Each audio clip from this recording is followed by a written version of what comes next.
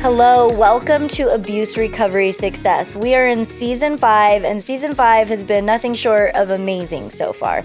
And so with it being amazing, we had to follow that trend and invite Bri, a fitness business coach, but most importantly, a powerful woman, an influencer on social media, shining her bright light everywhere. Welcome, Bri. Thank you for joining us. Thanks, April. I'm glad to be here. Thanks for having me. I mean, I have to tell you, I love following you. You are so inspiring. You're beautiful. And I'm excited for you to be on this podcast because what we really wanted to do season 5 was share a little bit more of inspiration. Well, we always want to look in that rear view mirror and really shed light on what we experienced with our traumas and our addiction in this podcast. We also want to show that on the other side of our own darkness, there's light. Yeah. And people like you are out there shining that light for others to see. And what I'm most excited is for the listeners to really get a little bit of a peek into your life, and we'd like to hear more about just your story, your journey, and then who you are today. So without further ado, Bri, lay it on us. Okay, well, I will. Okay. Yeah, we were talking a little bit before this, and you know, I always start with I'm just a normal girl, right? Yeah. And we all have experiences. We all have things we go through. We all have trauma. And I'm just so passionate. Like, I love that you invited me to this because it's actually where I'm at in my life. I love it. Is wanting to share more of this. So first, just want to say that. But yeah, I mean, I was raised in a really good home, Christian home. My parents were together. But like a lot of girls, you know, my dad's amazing, but he just is, you know, he had trauma from his dad and his parents, and I don't think he knew how to emotionally connect with me. Sure. And I was the typical looking for love in all the wrong places. And when I was 15, I actually snuck out. I was talking to this older 19-year-old guy and ended up becoming a victim of date rape, so to speak. And you can imagine, you know, looking back now, it's like I was 15, right? And in that moment, you're not developed fully with your brain, your emotions. You don't know how to process things. And it really affected me to where I just took on this identity of like slut, so to speak, just because of how I was raised, so Christian. And then that happened to me. It was like shame. I didn't tell my parents. And that kind of just became my identity, where I got in several relationships. I'm sure so many people can relate that just low self-worth, right? Like not good guys. And so that was my experience of just being in a lot of relationships that were very toxic, looking for love. And that just kind of went on from like all my high school years. I just kind of partied, slept around. And that was my experience of like abuse, but really abuse on myself. Yeah. You know what I mean? But then... So yeah, for 10 years up till 25, I struggled a lot with just my stuff with men. And from like 23 to 26, I'm now 30. Okay. I was in a relationship. So that was really my true story of abuse that I want to touch on. I ended up dating this guy. He was 10 years older than me. So it was always me looking for like that father figure, I feel like someone who would guide me and mentor me. And he was good at business. He mentored me. But it was very like controlling and abusive. And looking back, it was just like I gained like 40 pounds when I was with him, like was smoking weed every single night, just like checking out, like drinking wine. I had a 9-to-5 job. So maybe your people are there, you know, where you're just like, those moments where you kind of wake up, and me and my girlfriend were even talking about it today. Like you still deal with it even now. Like it's like subconscious stuff still there. Sure. But just waking up like, what am I doing? Like, when is this going to end? When I was in that relationship. And yeah, it was literally about 5 years ago. I just had a come to Jesus rock bottom moment. He was at work and I was living with him, overweight, broke, just checked out all the things, like didn't have my business yet then. Knew I wanted to do a business, but just didn't have the mindset and the self-worth yet to do that because I've been through all that stuff with men. And I just had a moment. I was like, what am I doing? And I was like done, you know, I'm sure you've had those moments. And he was at work. So I packed all my stuff, and I had done this before, mind you, I'd left him. Oh, okay. Yeah. And he followed me. I was in Florida. I moved here. Actually, I've lived here twice in Scottsdale, and he followed me. So this time I like had to do it the right way. Like blocked him the right way. And while he was at work, I literally packed all my stuff and like just left, didn't leave a note. So that was in Ohio.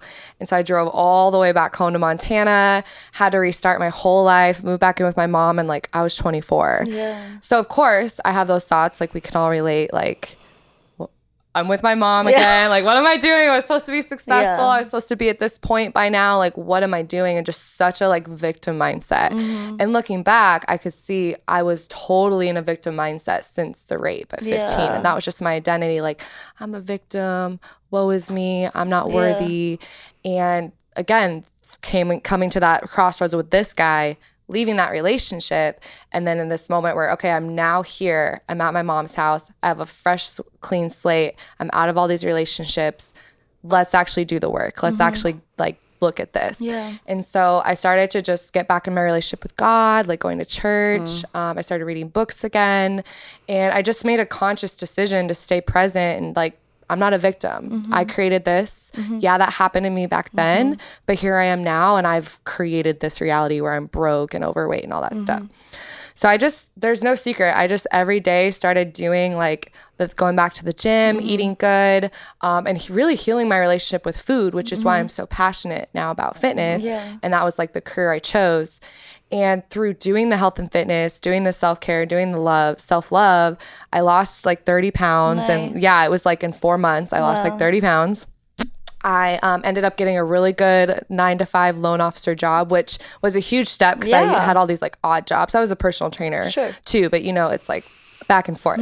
So I got the fitness in place, got a good job in place, and just started dating higher quality men. It just started to come together where the main thing I started doing was just like boundaries, self-love. I started going to therapy consistently. So there's no secret. I just broke the victimhood mindset. I started taking action. And then that same year, I hired my first business coach. Wow. Because I always wanted to be an online fitness coach, but my mind and my worth wasn't there. So I invested thousands of dollars in my first coach, actually maxed out my last 2 credit cards because I had like credit card debt still. But that was really like going through that relationship. That was how I launched and branded and marketed my business. Is I just went on Facebook and I made a video like, hey guys, I was in this relationship. I lost myself. Here's what I did to get out of it, and here's where I'm at now. And then women started messaging me left and right, which I'm sure you've experienced. Like when you start sharing the real stuff, all these women reaching out to me, and I would then sell them on my coaching program. So that's kind of how I started. And then I launched it, and I made 10 grand my first month online. I was just like, whoa, like everything started changing financially. So I know this is about abuse, but it's like when you do that work, it brings confidence into your business. And this is what I teach my clients now is if you are in a bad relationship, if you don't have an environment to support you, if you haven't dealt with the real stuff in your mind and your heart, like doesn't matter how much action you take or what you do, like you're not going to have success. So so that's kind of my long-winded story. No, it's not long-winded. That's actually short-winded. And I have a lot of things I want to expand upon. But I think first, because I want to go back to some of the other things on your actual history, but I think it's like funny you're saying this because I'm at this juncture in my life where I just have been thinking so much about action and how things just happen. And I'll just kind of give you a funny example. Like, with this podcast, sometimes there's people that I've, seen out in the world or known of through social media, whatever, that I've always wanted to talk to and never got an opportunity to. And I have now with this podcast. People like yourself. There's one of my guests recently was Hayden, and she's a marketing coach and all that. And I love that. And I was thinking about it, like, because I'm a little over 3 years sober. And I was thinking, like, if you could rewind the time and go back to, me dry heaving over a toilet and just, thinking my life is falling apart to what I'm doing today. It's like people don't realize that each little step we take gets us somewhere closer, and we are responsible for creating our own life. And like you said, things happen to us, and, those are horrible things sometimes. But at the end of the day, we're accountable for our actions and what we do with that. So I love that you're talking about that, and I think it's especially important for the listeners to hear someone saying that's really come on the other side of things and put together what you've put together. But I think what I want to go rewind a little bit is talk a little bit about this abuse that you experienced in that long-term relationship. I love how you just cut the cord and you got out of it, and we'll talk more about that. But for a listener who is trying to figure out what to do, say they're right now in a situation that they're trying to think, am I in an abusive relationship? What can I do? How can I get out? Like, what were some of the signs? What were some things now that you look back and you're like, hindsight's always 2020. Yeah. Like, gosh, I could have left it this time if I would have known this was going to get this bad. Talk to us more about that. Yeah, like how to know if you're in an abusive relationship and like how to kind of and how yours was particularly abusive. You don't have to go into any raw details, but like you said, controlling, how did those things, because people don't always know that they're being controlled. For sure. Yeah. And that's kind of what happened to me is I was living with my dad at the time and he was like, I'm moving to Florida. Why don't you come move with me? So I'm over here like he's 10 years older than me. He has all this money. Yeah. I'm like, this is my chance to get out kind of thing. Like, okay, like instead of depending on my dad because I wasn't healing this stuff with my dad, I just took the same issues to this guy. Okay. So first off, it's like, again, just self-awareness, like what are you seeking in this relationship? And that's in anything in life. Like I always tell everybody, like, we're all just seeking an emotion. We're all just seeking an experience. We're all just seeking like completion from what we didn't get from our parents, right? So and that's what we're finding in like partners and that's all of it. So it's like the issue isn't always the person, it's always you. Yeah. That being said, of course, like number one, he just like, he was very jealous, very possessive. And I liked that because it made me feel wanted because I didn't get that from my dad. So again, it's just kind of like self-awareness that if you didn't see the example of what a healthy relationship is, even now, this is kind of what I'm dealing with. I'm still healing some of this because I'm now single and like wanting to actually get married, like find my life partner, my boss power couple guy. Yeah, I like that. Yes. So if you're out there listening,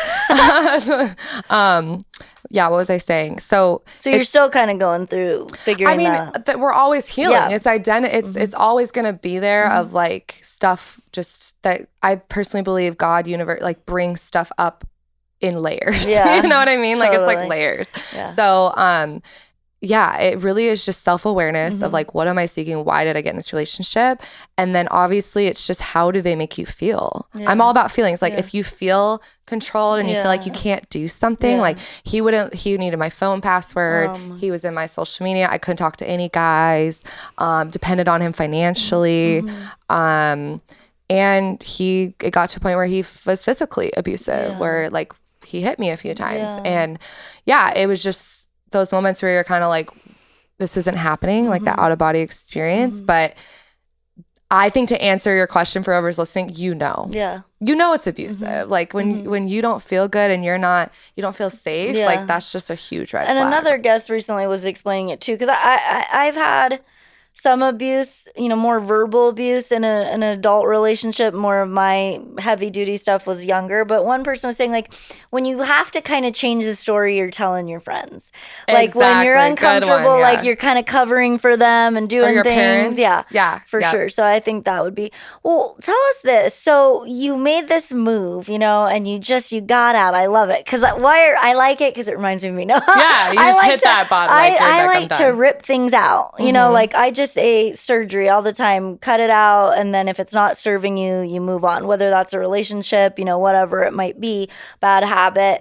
But when you did that, how was your family receptive? If someone's thinking about doing that right now, like also I'll have some guests that come on and they try that a couple times and then they go back. Had you had that too? Or okay, so tell us a little bit about that. I tried to leave him several times. Okay. So it was him, but looking back, it was me. It was like I wanted him to follow me across the country and like I was addicted to the drama. And like addiction, I believe people that are addictive are people that have big callings because it's creation energy. So if you're addicted to sex or drugs or this or that or partying, like I said, I'm still even right now like clarifying I party and it's consciously like, okay, am I partying to avoid my feelings? So that drains me, or is this just high vibe, life giving? I'm connecting with my friends. So it's just awareness. You always get a balance. But what was your like original question? So basically you did you backpedal a few times and then what made this time different? I mean,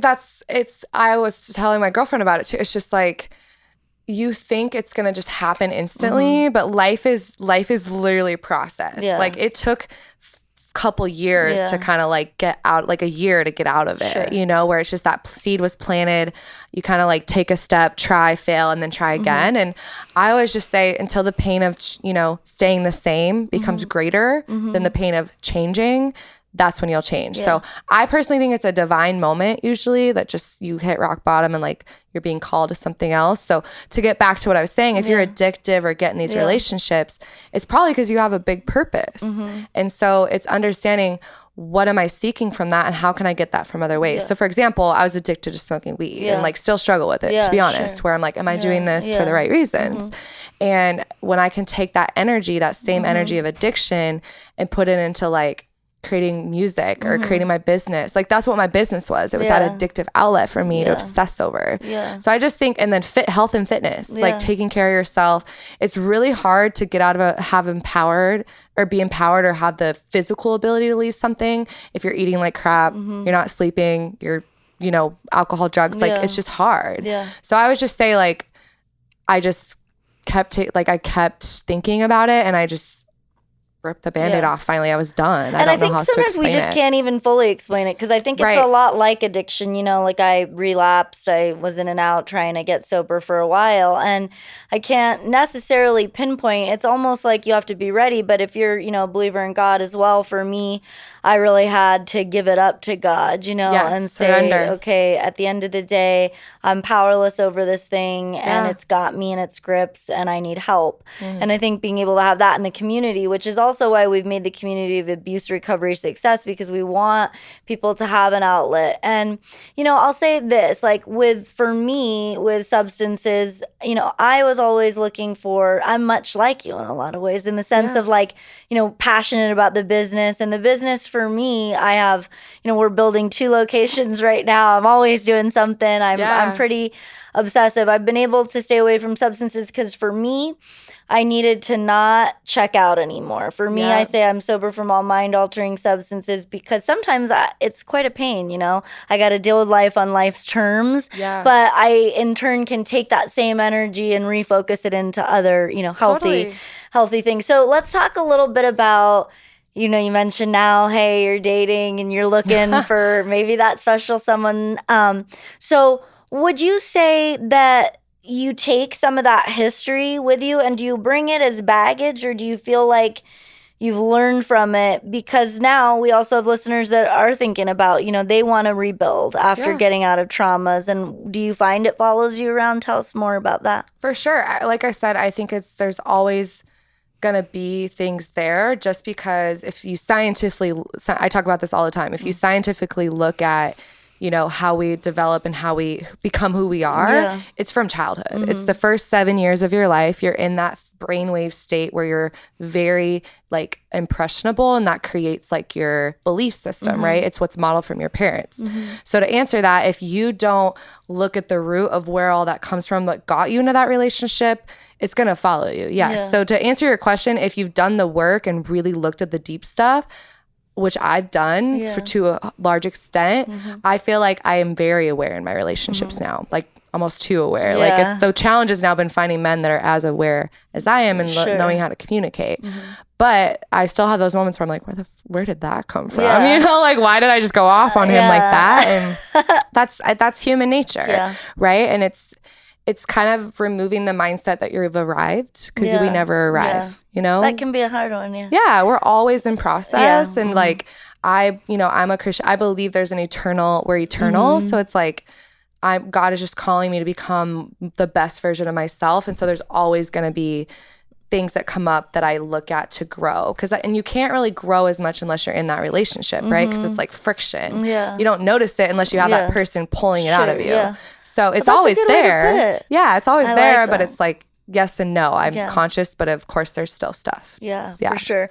I had a guest that was just saying that basically, you know, when we really learn to love ourselves, that we in turn put that back out, like when we truly find a way to love ourselves authentically, and that the universe can't do anything but meet us, you know, with that. And I was like super into that. Also because I'm dating now. And so I got out of a toxic relationship as well, and just kind of getting back into the dating thing. And, you know, you never know how it's going to go. But it's hard, I think, and I don't know if you share this, because you're into fitness, you're an entrepreneur, you're just taking life by the horns, and you're only 30. And so do you find that you have high expectations of others. Yes, like too high. That's probably my biggest pain in my life. Yeah. Is I want this and that and like this guy and this business and this. And even for like my friends, it's like I'm very OCD scheduled, make it happen type. Yeah. And that's been my strength, and that's gotten me where I've gotten, just plowing through making it happen. But that's masculine energy, right? When we're boss babes, we're masculine. Like we get shit done, you know? So with the, you know, dating as women, like we got to tap into our feminine side and surrender and let them lead. And it's so weird. It's and what was it's weird. I agree. What was funny is that Taylor, who works for me, we were talking, I'm like looking at this message from this guy, and I'm like, what should I do? I'm like, what should I say? And she's like, what? And she said very nicely, she's like, why don't we do it different this time? You know, why don't we do it different this time, April? Because you're always kind of, you know, I'm used to just taking the bull by the horns and like, hey, like exact same thing you just said. And I'm like, yeah, you're right. I'll just wait, you know, just kick it. Waiting is the answer. Yeah. That's been my theme lately. Like, okay, this is stressing me. Same thing. I'm dating and he texts me and I'm like, okay, making me feel this way, and I'm like, I'm just gonna let that sit for a few hours, and then he'll text me. I'm laughing because it happened today. I'm like, a guy that I'm seeing more exclusively, it's like I let it sit, and then he texts me exactly what I wanted a few hours later. Good. So, and I just believe what you think about, you bring about. You know, love that, and so if you're stressing about it and you're obsessing over it, and men don't respond. I think men, like, they're simple, right? Compared to us, like, they're logical. Sure. So it's like you have to just, like, let them sit and then process, like, okay, why did she react that way? Yeah. Oh, yeah. Let me do this better. I like that. Okay, so before we end, I want to talk a little bit more about, you know, your fitness. Well, how did you, I mean, because was that part of your life before, or was it really just part of that whole transition of when you moved in with your moms, like you started fitness and then you really grew in love with it? And then what does fitness look like for you now? Yeah, I mean, I've been an athlete my whole life. So fitness was always my thing. Sure. Like, I don't know if you can relate. Before I actually had that like moment where I lost the weight, it was like a lot of yo-yo. Yeah. So I was a personal trainer, like I'd had that, but I would get in these relationships and then gain weight. And then I'd get my sexy back, get out of the relationship. I'm confident, and then I'd lose myself again in a relationship. So my weight and my fitness, even today, like, reflected who I date. Yeah. And it's funny because I actually got out of another relationship in January. Yeah. I'm a serial relationship person looking at it. And I've lost another like 15, 20 pounds this year just without changing anything. Yeah. It was just the natural stress of like, or relieving that stress. Sure. Because stress is like cortisol. It's the biggest way to like gain weight. So I've always been in it, but I always yo-yoed around my relationships. Yeah. And real quick, not to divert, but you said a little bit earlier about relationship with food. So as you're talking about yo-yoing, how did you improve that? For sure. Because like my experience before that moment when I kind of changed everything after that relationship was I tried to do fitness competitions. I would literally chicken, broccoli, rice, almonds, protein shake. Like I did all that because I was young and I didn't know. I just was seeking love through my body. I want to look this way. So I was obsessed. And so it's like backwards, where once I learned like that's actually, it doesn't work. Yeah. It's not sustainable. It's not a lifestyle. And it was fear. I'm controlling. And so many women use food and all that to like control. Sure. So it was really just naturally through healing my beliefs around my body, my beliefs around men, my beliefs around even my mom, or scarcity mindset with like money, where I stop eating when I'm full now. Like I eat when I'm hungry. I don't obsess about what I'm eating. I live my life. So it just through experience of just loving myself and doing the inner work, like I always say once you do the internal work, the external stuff just works. Yeah. Like you start attracting better people into your life. Like I like you that. want to eat better because it just makes you feel better. For me, part of my abuse as a child was I was starved for stretches of periods of time. And so I have a real thing, where I have to have a lot of food around me. What's been nice is I don't have to eat it all. Yeah. But I have, like, if you came to my house, my pantry is stacked, and I have a lot in the fridge and freezer. Things might fall out at you. That's very interesting. Yeah. So part of, my trauma in being starved for long stretches of period, I still think, whether that's part of of your trauma. I think, like you said, in general, as women,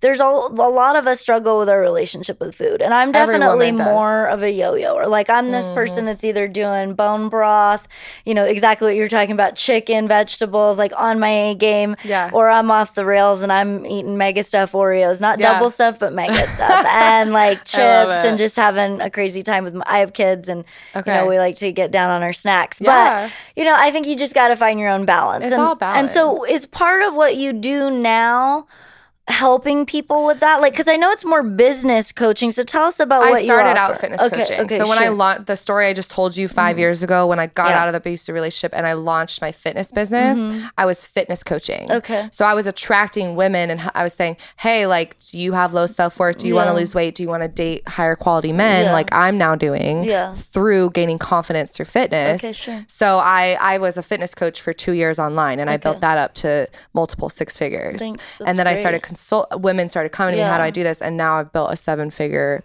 like, how to consult fitness businesses. Yeah. So that's so cool. And you get to have like flexibility and freedom. And I have total flexibility. I have a whole team. I don't actually, this is kind of what I'm focusing on now, is just sharing and speaking, because I've grinded for 4 years and I've built a whole sales team, like a whole coaching team. Like, it's a company that runs without Bri. So it's really been cool to learn and like go through that, and it's built my confidence to where I feel like what I'm getting at to take away from all this is like, now 10 years later, I've finally gotten to where like I'm doing what I wanted to do 10 years ago, but it's like not overnight, right? Like, you have to go through this process, you have to heal, and like I believe you'll be elevated naturally as you sit in the quiet and in those dark places and feel your feelings and go there and do the work. It'll just naturally, you'll start, I'm very into like the universe is like guiding you, right? That's so powerful. And honestly, thanks for saying it, because I'm in a dark place with my business now.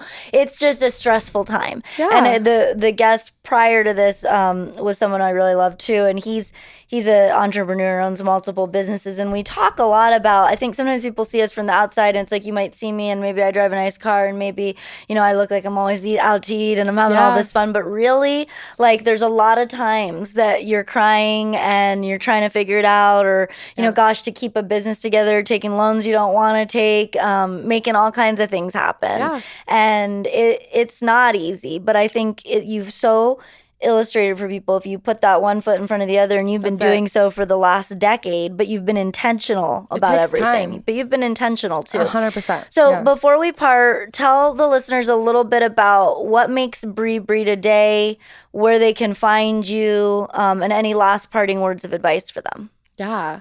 What makes me today is that I put myself first. Good. And I put my relationship with God and with others first. And like my vibration and how I feel is most important. Like, I'm very like, this is my world. I'm going to be the best version of myself. And then just allow things to fall in, like the people and the opportunities to come to me. So that's my biggest, like, who Bri is she loves herself and she's attracting, right? And so, did I answer your question? Yeah, that answers that, but tell them, because they might want to get advice, and we might have some people that need that business mentoring on the fitness side. For sure. I mean, it really is, if it's something that you can't stop thinking about, or just whatever it is in your life that you're thinking and you want to do, like, it's literally you stopping you. It's you think you don't have this, you think you don't have that, but it's really you're waiting for permission to do it. So it's just like, this is your permission, like, just freaking do it. Like, just start posting, just create the business name, just start telling everybody about it, hire the coach. For me, I've invested 6 figures into coaches in the last 4 years.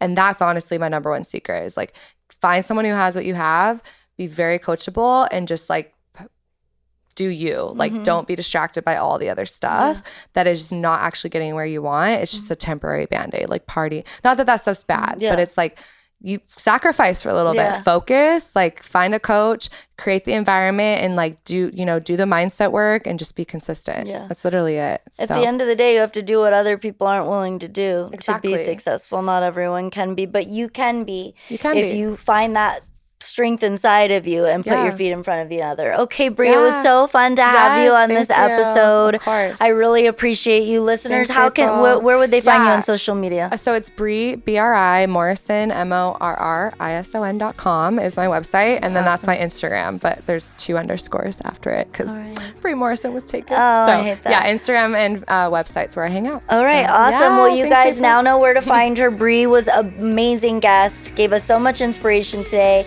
Thank you, Bright Lights. Have a wonderful day.